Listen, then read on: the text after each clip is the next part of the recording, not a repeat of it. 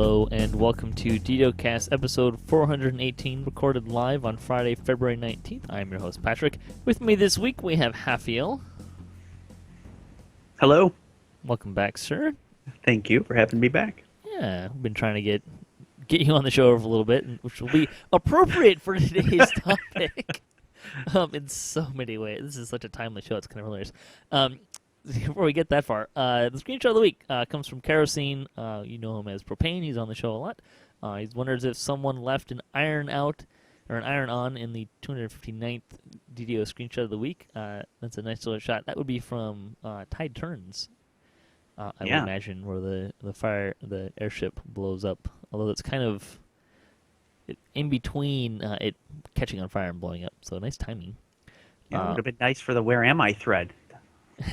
Yeah, good one. Some of this can be like that. Jeff had one of those a little while back. Where am I thread? We like to talk about Dungeons & Dragons online nearly every weekend. You can watch us through Twitch, YouTube, the DDO forums. You can listen to us on iTunes or our website at DDOcast.com. DDOcast is hosted by Cyber Ears, the awesome podcast hosting network. Shows are usually available within a few days of recording. The next show will probably be on Saturday, February 27th, giving you a lot more notice than this show. This show kind of happened a little quick, and it was a moving target. So, for a variety, not Hafeal or me, it's kind of a both and kind of thing. But you can stay up to it by following us on social media pages, particularly on Twitter at DDOcast is the best place to. If you're gonna pick one, that's the one. Go there. We have a calendar, DDOcast.com, which you can subscribe to on your phone and stuff if you want, which has not just the shows and DDO Splat on there, but also I have the store sales and the bonus days on there as well, so you can kind of look at that if you would like to. On the podcast this week, we've got a little bit of game and community news. Kind of been a bit of a quiet week, but Lemania Round 2 is on Lemania now, just as of this afternoon. And that includes some info on the anniversary event, so we'll talk about that a little bit. But our topic for today is game and life balance. And this is something that I came up with a couple weeks ago. Just my life is starting to go a little crazy. And game time and balancing that is a little tricky. And Hafeal here is self-proclaimed casual gamer. And I kind of pitched it and said, hey, does this sound good? And you were like, yeah, this sounds great. Come on, let's go. I'm all in. So we're talking about life balance and game balance and how to kind of manage the two, because it can be tricky at times. And I think that the first thing I would say as we talk about this is seasons change. You will go through times where you have lots of time. And you go through times where you don't have lots of time. And some people take breaks. And people have things like kids and get married and move cities and change jobs. And there's all sorts of things that can completely stop you from playing forever or for a period of time. And that's okay. Don't ever feel like you've done something wrong or anything if that does happen. So that's kind of where I would start. We're going to start with the in-game part of that, and kind of talking about maximizing playtime and how to keep the game fun, even if you have a short amount of time or whatever time you have, and kind of that casual play. So, Hafeal, what are some things that you do to maximize what playtime you do have and keep it fun and fresh? Well, there's a couple of different ways to approach it, and I've noticed through the years that it's kind of changed. You think about it, DDO's been around for 10 years, so not only has, DDO evolved over the time, the way I've approached the game and the way I've played it has changed too. Especially, I started out when level cap was 10, like so many, and, we've got 30 levels now, and, it's a much different approach, but what you have to do is you've got to pick out what it is that you enjoy most about the game, and I find focusing on that is the key. And for me, the biggest transition was about 6 years ago. I just noticed I just didn't have the time, and so I started a static group. And it was the best move. So we've had a lot of people come and go out of that static group, but we started it and it's kept going, and it's that one night a week because it's a once a week on Tuesdays where we know we can really, focus on just relaxing, having fun, being among friends, and really enjoying the social experience of the game, which is I think where the group I'm in is at. We don't concentrate as much on min maxing. Yeah, I think the people aspect and finding people you enjoy playing the game with is a big part of it, um, and kind of just playing with them as much as possible. Uh, I also kind of keep a running list of things I'm trying to accomplish in gear. I've got more characters than I really have time for. Uh, How I many mean, I characters play a do lot. you have? Because I've heard you say before, and I just don't even One know of how every to do it. class. No, my I've God. got one of every class, and that does not include DDOCast Splat and um, a couple other random little characters I have that I don't play. Uh, but basically, one of every class. And so, kind of one of the things that I enjoy about the game that really keep me coming back is one playing with people that I enjoy playing with, which means I do a lot of raiding a lot of times, or and one of the nice things about it, if you have a short amount of playtime, having multiple characters actually does kind of help a little bit because it gives you more options. Sure. I also kind of have a list of things that I'm trying to do or gear that I'm trying to acquire. I'm a little OCD. I have spreadsheets. It's a little silly.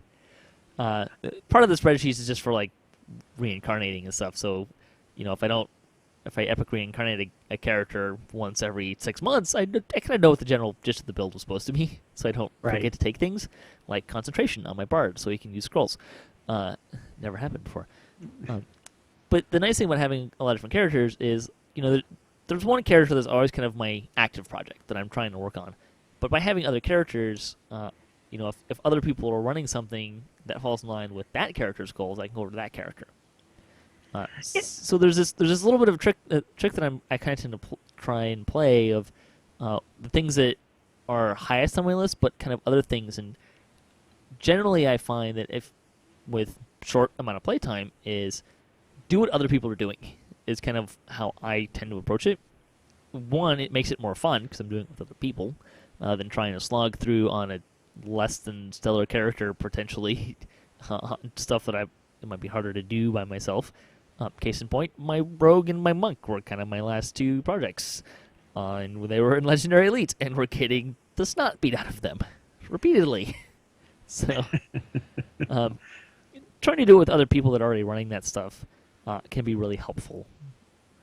There's no doubt. I think at the end of the day, the reason we play an MMO is for the social experience. But I think that you have to combine that, and I think we all do it to some extent. Is we take our characters and we say, "Hey, I've got some goals for this character." Now, sometimes they're really well thought out, or sometimes they're just buried somewhere in our subconscious. But I think that, for example, I have nine characters on Kyber, and today I have a goal for each of those characters. So, and those characters are different levels, and so if I have some time to play, I can get on, I can see what friends and guild mates are doing, and decide to, which character I'm going to play. So I have, I have a character who I'm just trying to max out favor. I have a character who's my quote unquote completionist. I have a character, and then I try to have characters at different levels. I have a favorite class, like I have a rogue that's a triple life completionist just because I love rogues. And I think the key for balance really is no matter how much or how little time that you have, is that if you have a game plan for the characters, it really makes you feel better. And then when you have characters at these different points, when you do get on for that social time, you're going to be able to, gel well with whatever's happening on the server, whatever's going on the LFM panel, or whatever is happening with your guildmates. And I think that's a key, is that no matter what you do, is you want to find a guild that you really mesh with, and or if you can get some friends to play the game, that's even better. I would say that with the game plan, there's two things that I think are important to note. One is a game plan can be really helpful because it keeps you focused. So if you only have 2 hours at any given time to play, it helps keep you from spending the first 30 minutes of, what am I going to do? I don't know. What do you want to do? I don't know. What do you want to do? Hey, now don't start that again. So having a What do little you bit of feel like focus running? can be really helpful. The other thing about that is having an ambitious game plan is great. It can be ambitious or not as ambitious as you want it to be, but just recognize that you're probably not going to finish it, and that's okay. Well, and I think, you have to understand. I was just talking to somebody in our guild, Hermosa. Hermosa's got like 49 past lives. Okay, my completionist has 6. I know I'm never getting to where he's at, but there's still a 14-year-old in me somewhere from many decades ago who still would love to think that I could get there one day. And it's okay to think that, but in reality, you have to go ahead and make a change and understand that, enjoy what other people can do. And I think that's hard sometimes. Everybody wants to be It the can be, yeah. best. Well, the important thing is don't beat yourself up because you're not finishing your goals. Right. I mean, just from the sheer standpoint that this game is designed not to end, right? Like they don't want you to finish. If you finish, you have nothing left to do, and then you leave. So the game is designed to not necessarily have a quote end point. Now you can have goals and you want to complete those goals, and I had a goal at one point in time to get a completionist. That was a goal of mine, and I had a character set up to do that. And it wasn't happening, and then they came out with Warlocks, and I said, ooh, this character is going to be my Warlock, because he's already set up, he's got a whole bunch of gear that's already great for what I want to do with a Warlock. And he became a Warlock, and that was fine. And now I'm probably never going to have a completionist, and I'm okay with that. There is nothing wrong with that. And I think that's, a lot of self-realization, you know what I mean? And I think it's a mindset that you have to get into of, hey, I'm willing to accept the fact that that my character isn't necessarily going to be the most uber, and he's not going to go solo some of these end game raids the way some of these really incredible players can. It's just, so like I said, you got to go back to enjoying the, other people sometimes having the time and money and ability, to really do those things. Part of it is just you looking at yourself and going, well, what can I do? And why do I play the game? And why is it enjoyable? And then maximizing those elements of the game for yourself. I will say, though, if you do make kind of a game plan or a punch list or whatever, don't just, completely erase the stuff.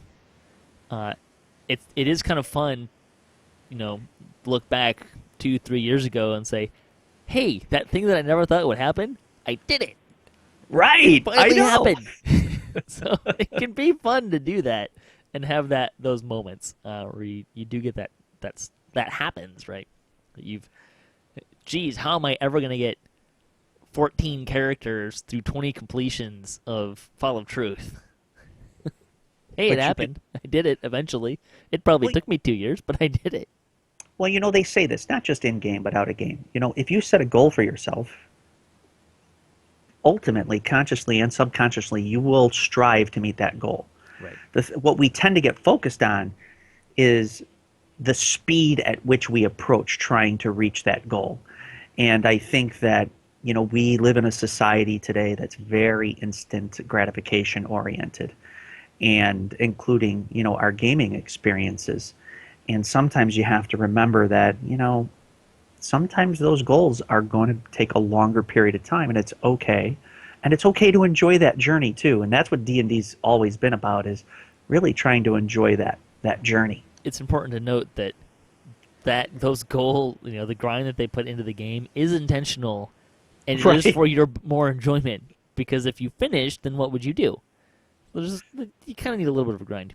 What did somebody say on the forums the other day? You need 400 million experience for a triple life completion. I think that came from one of our last shows. Oh, it might have been your show, yeah. And then it kind of filtered off into another. Yeah, it's a lot. If you're gonna do a triple completionist, and triple, if you were to get every past life that you could get, even if you were very economical, and use the iconic races at the same time and stuff, it's a lot of experience. It's a lot of experience. it's just too much. And Yeah. you know what? See, that's the problem. When you look at it from the whole like that, it's overwhelming.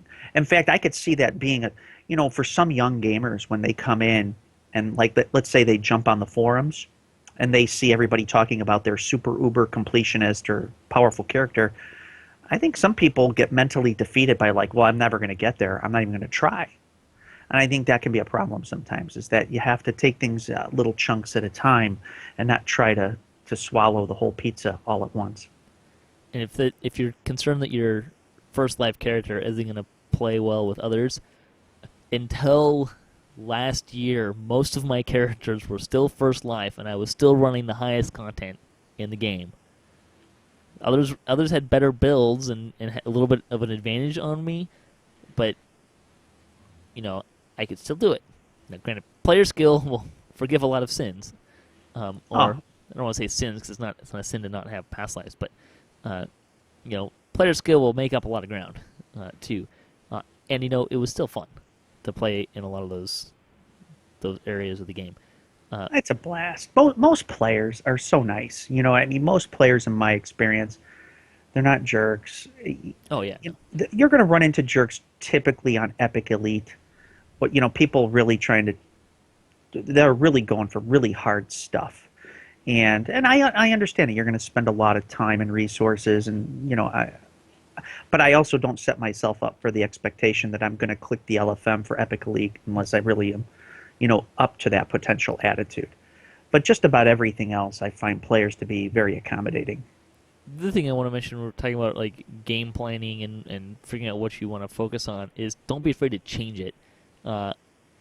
And give two really concrete examples for me. One was I was like I had a longer list of how many past lives I wanted to do for each of my characters, and I started with my barbarian, my main character, and I got maybe like by the fourth life, I was like, I really just don't enjoy this aspect of the game Right. of TRing and going back to heroic lives all the time.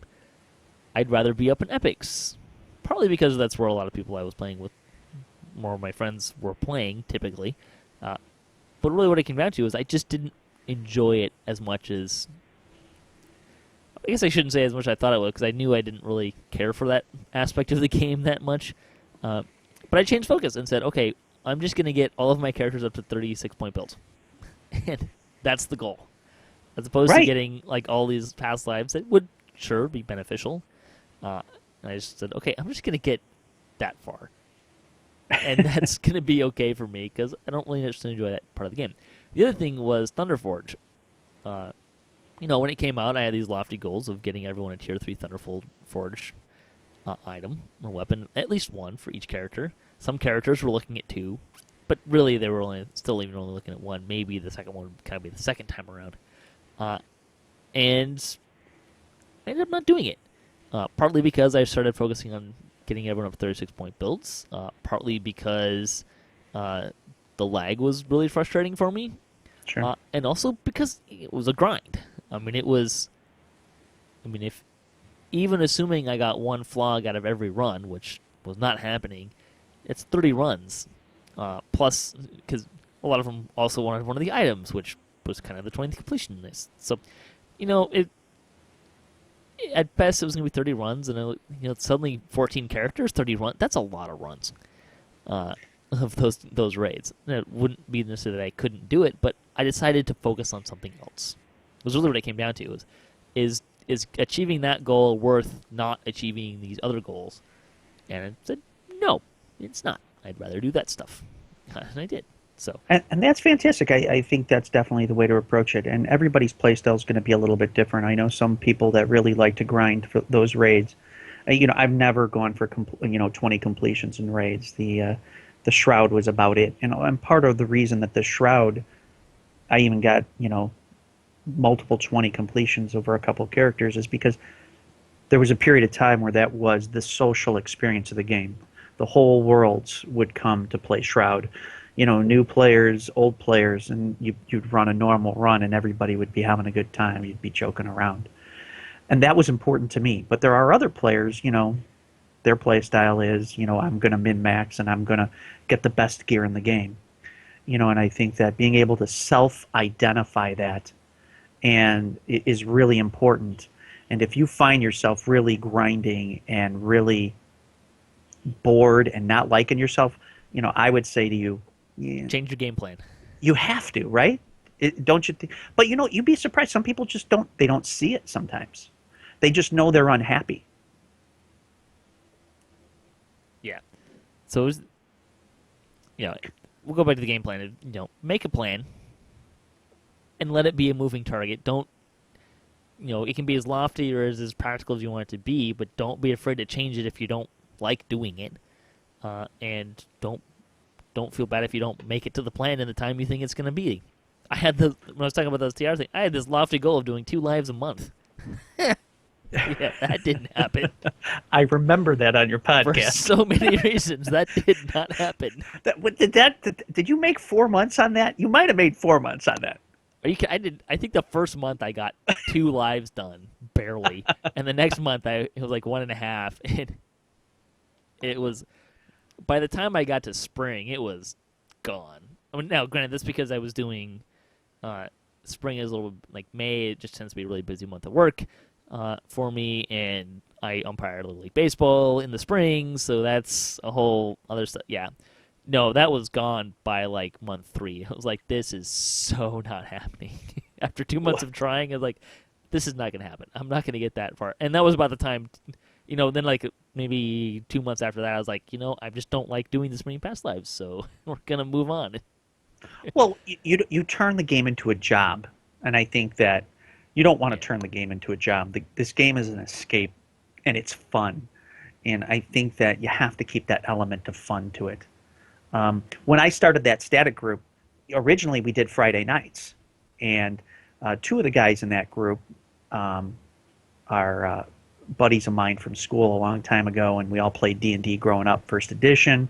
And this was a really great way for us to connect, and then we brought other people in. And then it turned out, we were trying to do more than one night a week. That didn't happen. It wasn't working right, so we kept it to one night. And then people were having kids, and they were having job issues, so we moved it to Tuesdays. And you have to keep adapting. And during this period of time, we've seen kids grow up from, being in first grade to being juniors and seniors in high school. We have, retired people that have been in and out of our group. One of our members now, I always like to call him as old as Ram. He probably saw Ram when he was alive. And, it's funny because you see all these different people in their different stages of life. And each of them, though, they come back to this static group because that's the one time when we spend that 2-3 hours a week on Tuesdays, and we can just really relax and do what we want to do. And that's part of balancing, is understanding it's not only having a goal, it's balancing, with what's working with everybody. And that Tuesday night we can schedule, and that's something we set aside. And then the other time during the week, that's bonus time, you know what I mean? And that's when you can get your other characters in if you get the time to play. Yeah, I'd say if you have a really short amount of time, but you can find a consistent time, the static group is probably a really great way to go. Because you're going to have a consistent group of people. You're going to have that great sense of community, hopefully. Otherwise, you need to find a new static group. But it's also, when you're doing a static group, the thing that's really awesome about a static group is you're on board with everyone's goals. Like, it's a team goal, as opposed to you're kind of like, when you're pugging, and even in your guild, you're kind of going in and out of and sharing each other's goals, but you're not as invested in other people's goals as you are in a static group, where it's really more of a team thing. And the static groups, just kind of by their nature, tend to be more about playing with those people, so goals are kind of ish anyways. Yeah, and people will come and go. Like, we've had people come and go out of that group. We had one guy that was in our group for 3 years, and then he had twins, and he had to leave. And we've had other people that decided they didn't have time for the game anymore, and you fill those in, and you make new friends, and you see people, and you get to know them too as part of that static group. Now, some people don't like a static group. Maybe that's not their thing, or they don't like the idea of meeting strangers over the internet. There's other things you can do. Join a permadeath guild or something like that. And I've gone through those things too. The different play style experiences too. It doesn't matter whether you're a casual gamer or a heavy gamer or a raider. you can find a play style that will fit all of these things within this time that you're willing to donate, to the game. It's just remember, it's a game, and balancing out what you need to do outside of the game is important, because otherwise what happens is you're going to find yourself addicted to the game, and putting those you're making the game the work that you really becomes unenjoyable. Right. And then that's going to really that affects your social experience, that affects how you interact on the forums, and interacts your interactions on the game as well. Sorry about that. I do want to push static groups, though, because DDOCast is the first time I've really been in a static group. And it's a highlight of my week. Absolutely, now. right? Just having that kind of repertoire and shared experience. If you don't have a lot of time, I highly recommend a static group. Find people, if you can find people that you already play with, and you can kind of have that static group. The other thing is, and we'll kind of use this as a transition into talking about scheduling. Having a set time that you try to play with other people can really just help you focus on, the time that you have and what you're going to do in that time. And same idea with the game plans. It really kind of focuses your play time. But it also, if you have a really busy life, it also can really help to set this chunk of time aside. I'm going to play DDO during this time. Generally, you can have weeks off, of course, because stuff happens, and oh, sure, you have vacation. Yeah, you have vacation. Kid gets born, and everything goes to hell in a handbasket, and there's all sorts of things that can happen there. But having that regular-ish schedule, even if maybe you have it as a moving target a little bit, we're gonna play one of these 3 nights a week, and right. That might happen. But just having that aspect of it, having it scheduled in the midst of a very busy and chaotic life or season, can be really helpful, so you can have that time to really enjoy playing. There's no doubt, and it's a lot of fun. I mean, in our static group, we play once a week, 2 to 3 hours, and we start. I think we just TR'd all 6 of us, because we have a group of 6. We just TR'd in December. I mean, we're level 10 already, and that's playing once a week. It really goes fast. I mean, because what you find is the game really becomes fun because you work as a team. You end up knowing each other so well. It really brings out the enjoyment of the game, and it allows you to really maximize your abilities and to come to rely on each other in the way you tackle content, which I find that really enjoyable myself. Yeah. Do you have any other tips that you like for scheduling or kind of working through life and that kind of aspect with playing DDO? Well, if you have a spouse, always make sure you make your spouse happy. That's what I'm going to tell you. Good place to start. Because sometimes, when we were setting our static group nights, for example, I had to make sure that, the reason we moved it from Fridays to Tuesdays was to make spouses happy. You know what I mean? That we weren't interfering with that family time as well. And, we have parameters in our group in terms of scheduling. So we set it at later at night. So our group usually starts at 9:30 Central. After most families are done, with the dinner and everything else, you got to pick to bed.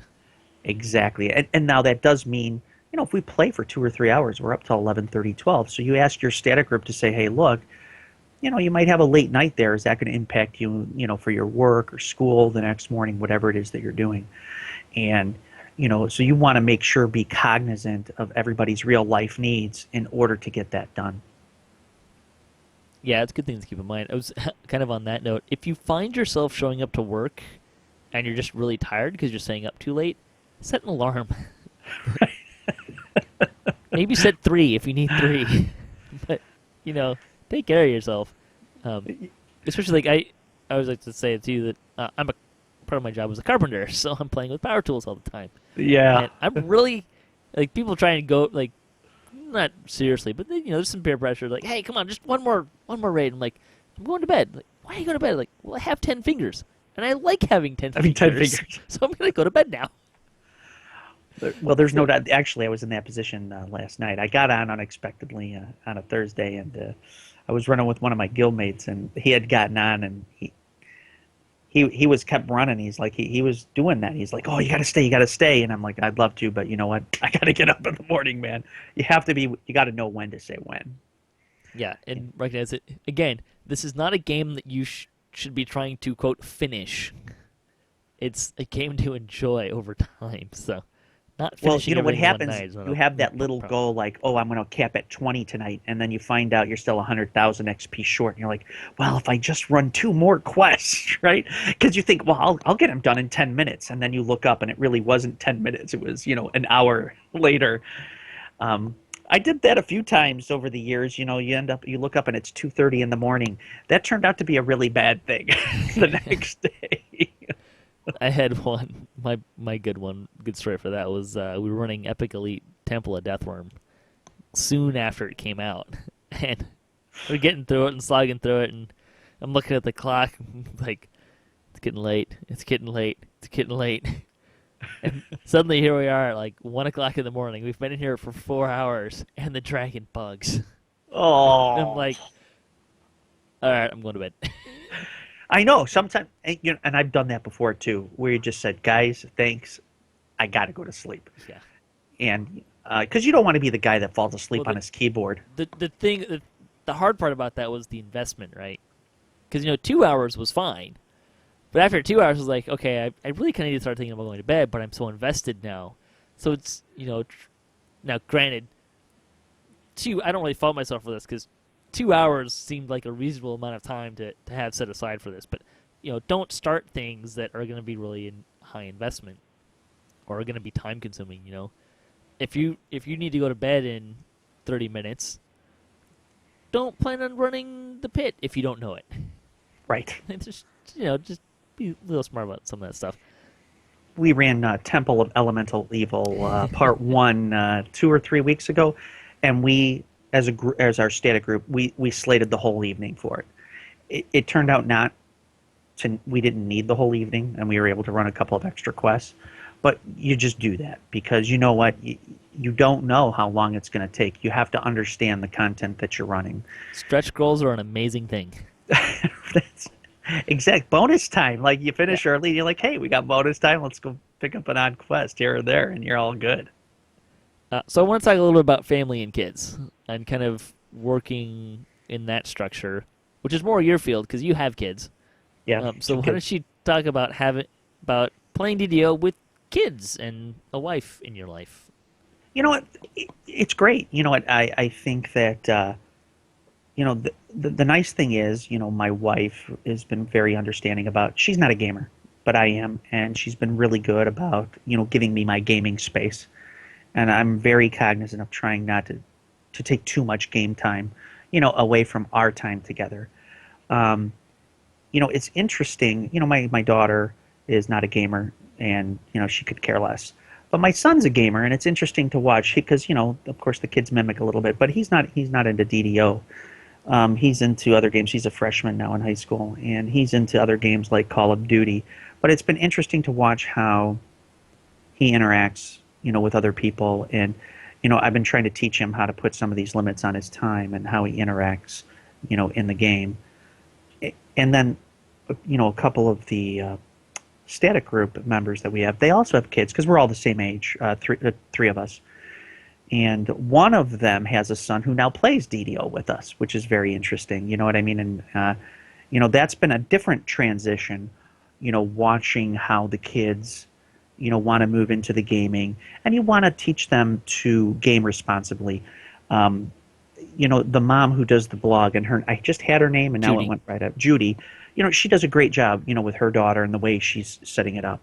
And it's really neat to see that side of it as well, inside the static group that we run, inside the guild that we have, where we can, we see this balance. And I talk to, we have a spouse in our static group where both of them are gamers, and then we have one where we've had a couple older gentlemen where it's just them, and their spouses don't get involved.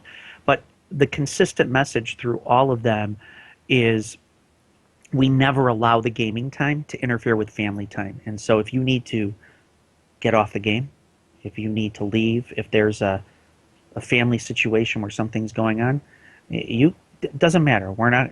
There's no punishment. There's no bitterness. There's nothing negative to be said, you know, inside our guild and inside that static group to say that family always comes first. That again, this is a game. I think sometimes that's definitely not recognized, you know, among some of the younger audience, and that's something they have to be brought along to understand. And I think that if you can do that, you know, that's the key is that, you know, understanding that family always comes first, that this is entertainment and it's not a job. And so if you can understand that balance, it's going to make the whole experience of DDO a lot better. Because it really is. It has a great crew. I mean, the variety of ages and personalities that DDO attracts it is consistently pretty amazing to me. If you say, "Hey, I gotta go, something's up with my family," insert whatever family randomness you have here. You know, if people are giving you crap about that, it's like, my family's important. Bye. Don't be afraid to say that. And if they still have a problem with that, don't run with them. I mean, it's not. Trust me, you should have no problem finding people that are going to support you with taking care of your family and stuff. And kind of going back to some of that stuff we said too, bringing it all around. Family time, particularly when you're talking about kids that are in high school and are in side activities or extracurricular activities, and you got two, and I mean you're lucky, and some would say, because there's one of each of you adults, parents, for one of the kids, so you can kind of tag team. When you start adding third and fourth kids in there and extracurricular activities, it gets tough. Just even without you wanting to play some game and have some gaming time, just have family time. So, something you consider is schedule some family time. I know folks that dinner is something they really try to schedule at least once or twice a week. The whole family has dinner together. And again, it kind of goes back to what we were talking about. Having a gaming plan, a family plan works too, and don't stress out too much if it needs to change and stuff, and you get busy for a season. But have a plan to spend some time with the kids and the wife and or husband, or spouse. And that can really go a long ways. Yeah, I think most healthy families will do that. I think that, I always joke around with some of my clients. I'm like, look, here's the deal. When I was young and single and I had all the gaming time in the world, I mean, you have all kinds of free time to do whatever you want. And then, you get married and you're like, man, I'm busy now. I didn't realize I wasn't busy before. I thought I was busy before, but I'm busy now. And then you have a kid, one kid, and then you're like, I wasn't busy when I was married. Now I'm really busy. And then you have a second kid, and then you're like, what did I think? I was busy when I had one kid? No, I got two. Now I know what busy is. And that's always how it is. We think that our time is filled, sometimes, and it's amazing what we can squeeze out of our lives. But again, this is part of the life transition we all go through, depending on how our lives go. But you can find that balance, and that balance is always family first. And the great thing about DDO is that, in my experience, most players completely understand that. They really do. I was playing tonight when we were waiting to get on the air here, and somebody had come back to the game. He had a normal LFM up on Kyber, and nobody was joining. I joined him, and we were running, and I just had to leave twice during that period of time for more than 15 minutes twice because I had family issues come up. And he was just completely understanding. It was great. You know what I mean? And that's what I'm talking about. Is when people understand that sometimes family things come up, you know what? You have to put that first and understand that, whatever it is that you're doing in DDO, getting your 400 million experience or capping out your 59th past life is, those are fun, and of course enjoy your fun, but they're also secondary to the other things that are going on around you. And you don't cast stones at other people because, they can't necessarily help you get to where you want to be. I would say, just as an overarching idea, wherever you're at now, the more organized you can get with your life and managing what you have on your plate now, the better served you're going to be, because you're never going to have less stuff than you have right now. Probably. Probably. Yeah. It's not always the case, but just start from assuming that you're never going to be less committed and have less stuff to deal with than right now. It Yeah. always seems to get more, and it's one of the things I have to manage is I have my day job, and then I work some side jobs, and making sure that I have that stuff on my calendar and scheduled, and I keep a to-do list so that I can, and I try to be as best as I can, not perfect on it, but I try to get stuff on my to-do list done because that gives me more time and less things I have to worry about, so I can play more and enjoy that time more, where I'm able to sit down and play DDO and not stress about, I really need to do this. Oh, just one more quest. And then the whole quest, I'm thinking, like, I really need more time to go do this thing. It always can impact your play, or, right? So. Right. It impacts your enjoyment. And then suddenly you're not enjoying yourself. And that's not where you want to be, I think that, definitely you have to find that healthy balance. And sometimes, I'm pretty active on the forums, because I have access during time at work. But one of the things that's always irritated me is people will get on the devs for, oh, it's like you don't even play the game. And I'm like, they have to have healthy life balance too. And if you really expect them to go home and play the game all night after working on it all day, I think that's an unrealistic expectation. So not only do we need a healthy attitude on how we balance our lives for ourselves, we have to have a healthy expectation on how other people balance their lives and have a perspective on where it is they're coming from. And devs have a different perspective than players, and each of those players has a different perspective based on where they're at in their family life. And going outside yourself and being mature and understanding that is something that we have to have patience with sometimes, because sometimes people aren't there yet, but we have to show them that. Yeah, I think just from I'm going to give my closing thoughts and give you a shot here, and then we'll go into the news section. But say two things I would say in closing. One is, wherever you're at right now, work at game and life balance. Because if you can get that under wraps now and get a healthy game and life balance now, when you get more busy and more stuff, you get a spouse, get married, have kids, get a new job, have to move, all these different things that come up. If you already are maintaining that balance now, it will be easier when you really need to maintain that balance later. And the other thing I'm going to say is, it's okay that play and time changes over time. You're not, hopefully, I would hope for you that you're not going to be in the same season of life in 5 years that you are right now. I'm hoping something changes for you, otherwise it might be a little dull.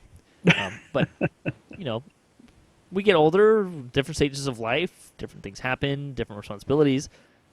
It's okay that your playtime changes, and it's okay that your friends' playtime changes. You will lose friends in this game. They'll have to stop playing for one reason or another, and that's okay. Don't beat yourself up about it. Closing thoughts, Hafeal. Yeah, no, I'm totally on board with you. I just think that that was really well said. I think that, remember, DDO is entertainment. It's great entertainment. It's been around for 10 years. We're all playing it still. And not only has the game changed, but the way you approach the game is going to change in terms of what's going on in your life, what's going on with your friends, what's going on with your family. And it's okay. You're going to be attracted and hopefully maintain a group, a circle, and meet new friends that will help you balance that out really well. And if you find that you're not having fun, then you know what? Change your approach a little bit. Take that step back, and don't be afraid. Again, it's a game. This isn't a job, and there's no performance schedule that you need to keep up with. And I hope some of my guildies aren't listening to this, and because sometimes I'll give them grief about, what, you're only level 17? Come on, slacker. Get up to 20. We got stuff to do. All right, we're going to transition. We're going to start talking about game news. There's not a whole lot, but we'll see what we have. The first thing is, there was an update 30 preview video today, which we'll link to, that they did as part of Fridays at 5. And one of the things that they mentioned was a data center move. So we know that's kind of been coming. They're now saying they're aiming for the first half of March. So it's coming up pretty soon, within a month or so. As always, things can change, but that's what their current target is. So that's I coming. figured they would want to do that after the anniversary. I'm a little surprised they're doing it that soon to a patch. Although on the other side of things, I guess, get the patch out and then, or the update out, and then work on that. Kind of devote your resources to that. It'll probably be, once the patch is out, it'll probably be pretty stable. So I think they'll be okay. I think the issue is, will they run into problems? I think didn't Lotro have some issues when they moved data centers? I couldn't tell you. I just remember a thread somewhere along the line where somebody had referenced it. So hopefully we won't have any of that. You know that whole time thing we're talking about? Yeah. I pay attention to DDO news, not Lotro news. Well, I only I've saw it got because it was on the forums, man. They are also currently targeting February 29th as the release date for Update 30. Again, things can change. That's the target. Speaking of which, Severlin has really done a good job getting these updates out. They had 5 updates last year, and they already have another update coming out. Yeah. You can make an argument that we had 4 updates last year, and they just split one of them up into 2. Maybe, but with the Warlock. But they got called 5. Yeah. I don't think anyone was, I was pretty happy with the amount of content, One of the nice things about the stage of the game that we're at right now is I don't really mind the content pacing because it gives me time to try and get some of the stuff that I'm trying to get done. Content pacing, dude, I still haven't run Legendary Shroud. Haven't run it yet. And I'm not in any rush to run it either. You know what I mean? I'll get there with. We're on the same server. Show up tonight for raid night. So speaking about Update 30, it's on round 2 is on Lemania this weekend. Again, also been linking to a preview video that had kind of showing some stuff on that. Some information that we have on, some new information we have. Gnomes, both the iconic and the regular gnomes, will be 1,295 turbine points each. It's not a total. So if you're looking to get one of those, they are both free to VIP, if I'm not mistaken. I think that's the plan here. I thought so. That's what I keep hearing. We did get there's a sneak peek of the anniversary special dungeon. It's a new anniversary-themed dungeon in House Fjarland. It looks like it's pulling from Party Crashers. Some of the stuff, at least kind of the basics. The preview video has a little bit in there. It's not very spoiler heavy. It just kind of shows you a little bit what's there and points out a bunch of different dev names that are in there. You do get to. It's going to be challenge based. There's a star for completing it, and then the other stars are all defeating different devs, which included Severlin and Cordovan. There's also other devs that aren't part of the stars that are running around the dungeon trying to kill you or doing other things. Tolero has all of the prizes. So there's some fun stuff going on there. It sounds like there's not a firm date, but they're saying it's probably going to be available through March. Maybe a little longer, maybe a little shorter. They haven't really said specifically, but through March. It's kind of the general time frame that they're giving for that. I hope it comes back regularly, though, because it's always nice that people to have an opportunity to check that stuff out later. Maybe they make it an event, like they did, maybe. once a year event on the anniversary, you bring it out. Yeah, it could be fun. It give it some longevity too, and they wouldn't have to recreate a new thing every year. Right. Some other stuff from the updated release notes. Jewels of Fortune now have their corrected descriptive text. This is reference to the ones that are talking about boosting your chance to get special effects on weapons and on loot gen items. That's not correct. They still give the +1 or plus to loot, the level of the chest. Night Revel's ingredients will now be removed from players' inventories now that they have become stale. So we knew that was going to happen. As I said last time, the end of 2015 has come and gone, so I don't feel like anyone should be surprised by this. What? They're taking it? Yeah, right. The Founders Fountain has also returned. Seen that before. That's come and gone a few times. And challenge rules can now be read by clicking on the question mark in a challenge UI panel, which is kind of fun. Let's see. Bugs. It is intended that new random gen loot effects, or it's not intended that they don't bypass their appropriate alignment-based damage reductions. They're supposed to. They're not. It's a known bug. Working on it. Bonus days. Through February 21st, that's this Sunday, you can get plus 5% raid group XP. That's plus 5% XP for every member in your raid group other than yourself. And you can also get plus 50% challenge rewards. Enjoy that while it lasts. I will tell you, Von 5 on Epic Elite with Bravery bonus and a full party and a 50% pot was lucrative. Very lucrative. It's got to be almost 500,000 XP, it sounds like. It was almost 500,000 XP, actually. Now that you mentioned it, it was a lot, and it was awesome. The raid after that was a little bit of a train wreck, but hey, what are you going to do? That's what makes it fun. Store news. Through February 25th, you can get 25% off of Slayer count boosts, Jewels of Fortune, and select shared storage. The freebie for the week is a lesser Slayer count boost. And there is the sum total of game news. Now we'll talk about community news. The 179th Chronicle, we got a shout out for Steelstar moderating the last debate on DDOCast. Thanks again for being on the show. I second that. Yeah, it was great. I'm really liking having the devs on the show for that. I have to figure out who I'm going to hit up next. Because I'd only planned to do Verg and Steelstar was kind of the trial run with those, and there were some questions that I had already that kind of naturally went into that for those guys. So it was great. They did great. I hope they're not scared off from doing it. They did a great job. Fantastic job. It was great to have them on the show. It's always fun to have the devs on the show. DDO Players News also got a shout out for previewing the Gnome events. The High Lords of Malkir are hosting Fire on Thunder Peak and Temple of Deathworm teaching raids on Saturday. It'll be tomorrow. The Guild, Platinum Knights, are a level 174 guild of adults on Cannith. The Guild is looking for people who want to run quests and raids with drama-free teamwork. Click here to find the Guild's website. You can check that out. The comment for the week.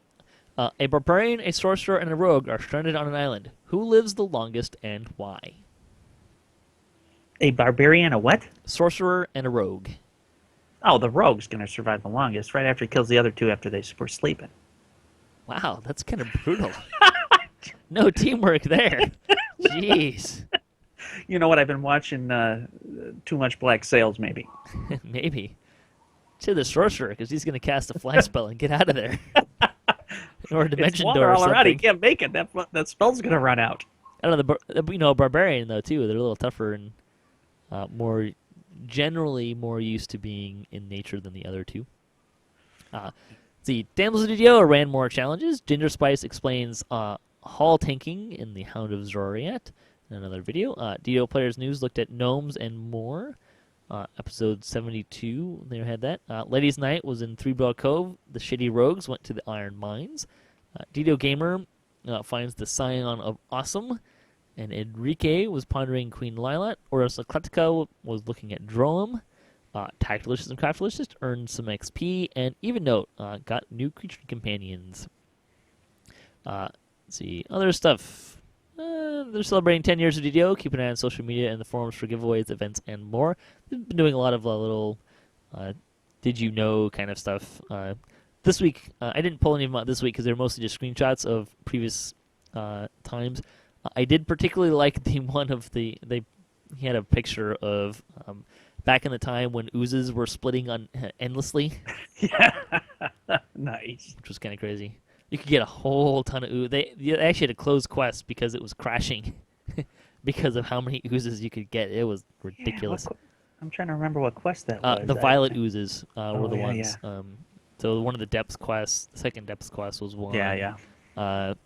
One of the, I think this was before Korthos Island came out. And it was one of the pre-Korthos Island versions of the quest. So better watch it, Patrick. You're showing your age. Yeah. Let's see. Other stuff going on. Axel had a preview video on gnomes as well. Voodoo had a video about choosing warlocks for beginners. DDO Players News had their 72nd episode, and Cocktail Arrow had their 96th episode. Lorehound went to the Temple of Elemental Evil. New little blog there. DDO Splat News. We're still playing. We're going to change the rules up a little bit. We are. If you haven't watched DDO Splat, this might not make sense, but if you have watched it, you recognize that we are a little reckless in our permadeath play. We did manage to make it up to Downhill Tour with one life, and have been struggling to get past Waterworks of late. Stop zerging. I'm not. I'm going much slower than I normally would. I don't believe it. I am. It tells you how fast. No, we just keep. Yeah, so we're going to change the rules up a little bit and give ourselves more lives to play with. And we'll be back this week getting up some higher content so people don't have to suffer through us playing Korthos again. This is why I gave up permanent. It's a lot of fun, though. I gotta say, we're having a blast with it, and yeah. So check those out if you'd like. They're on our YouTube page and on DDOCast.com. You can also find them there. Other gaming news: MMO Games is still doing their best online fantasy game.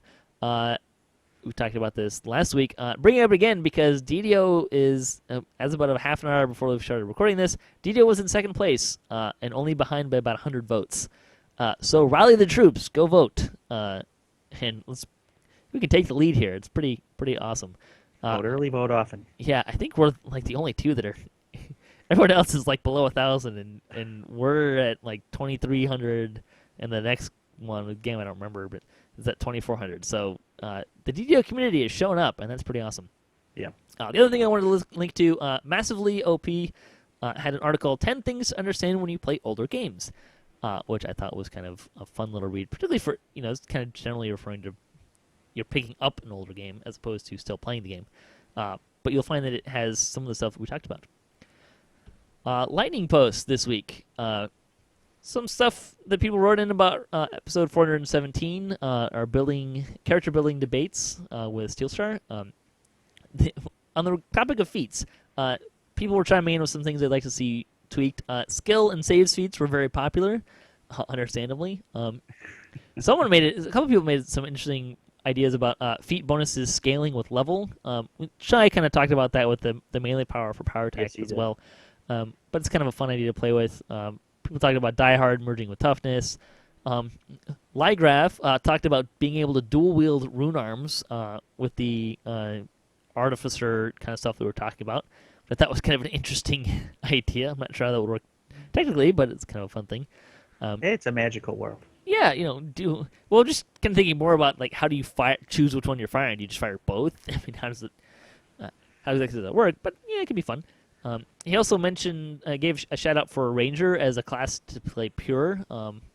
He likes the cores out of there, tier 5 and the capstones, which I agree are pretty good.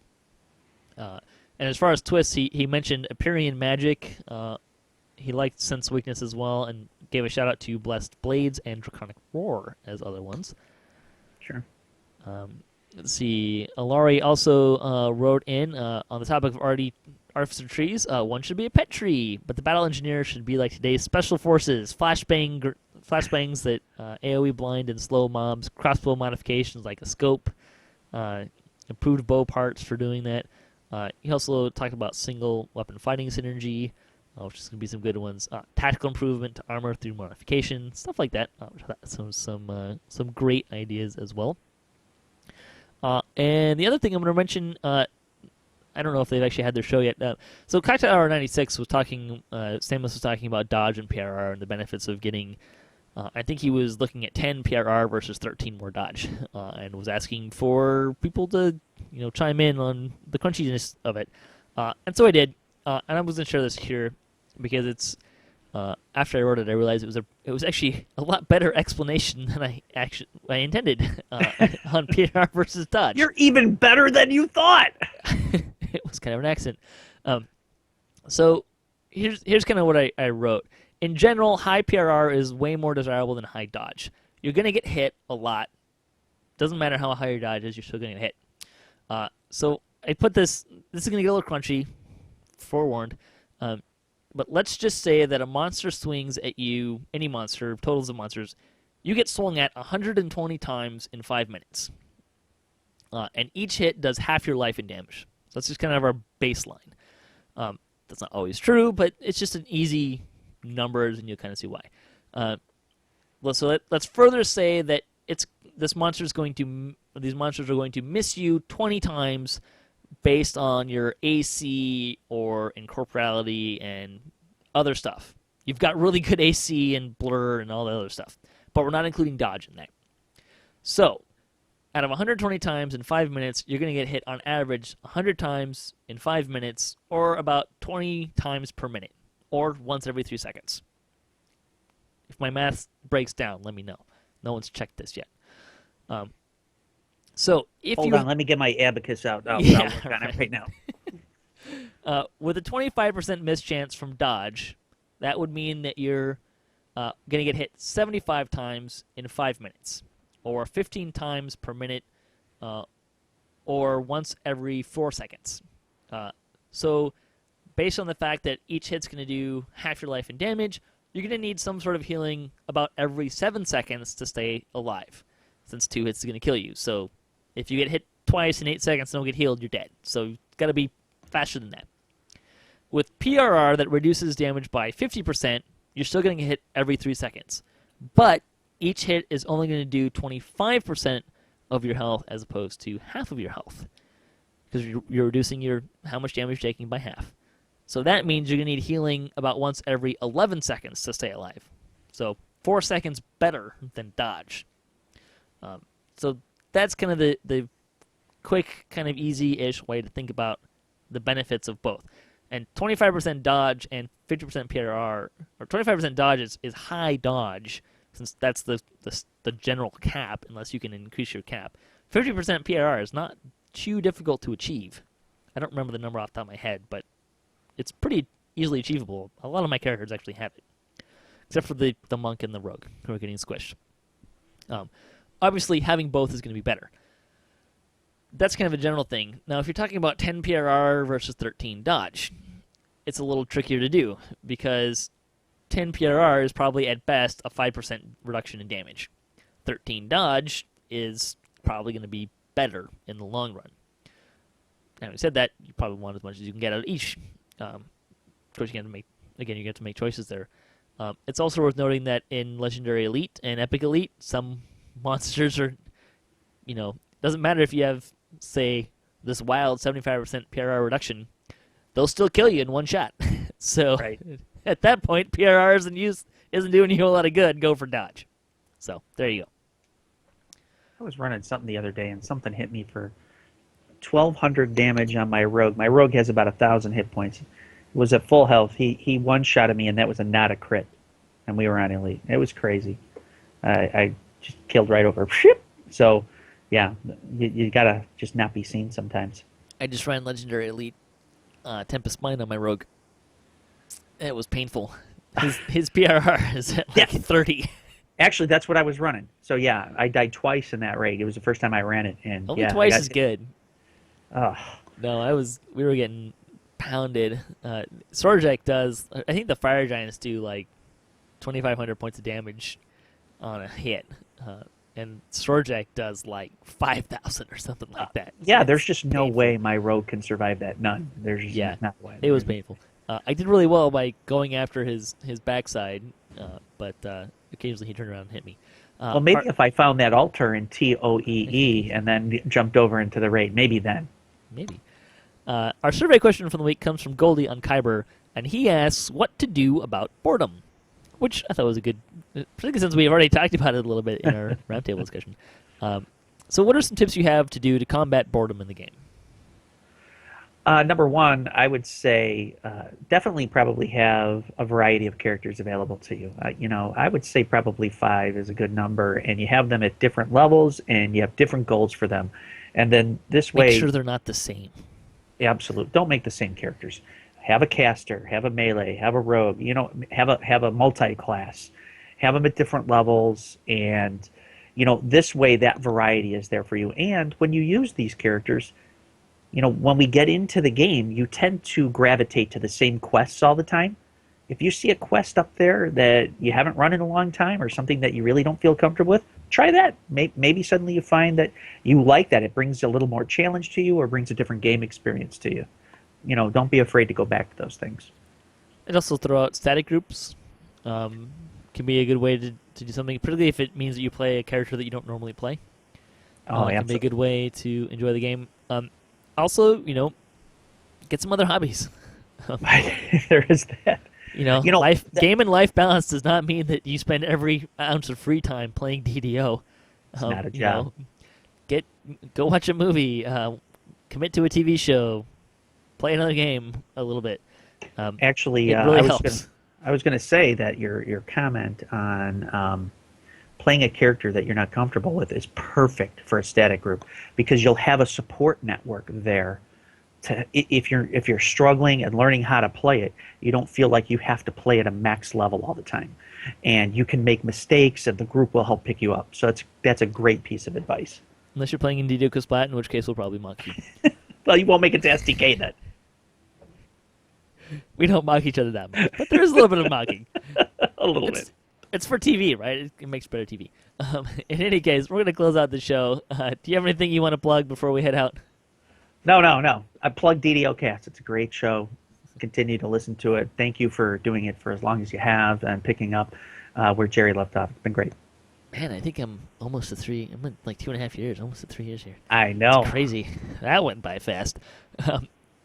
Thanks for listening to the show, and thanks for the other guests who contribute to DDOcast, and all the folks that are making this happen, all the folks listening, and especially if you're sharing it with your friends that are playing.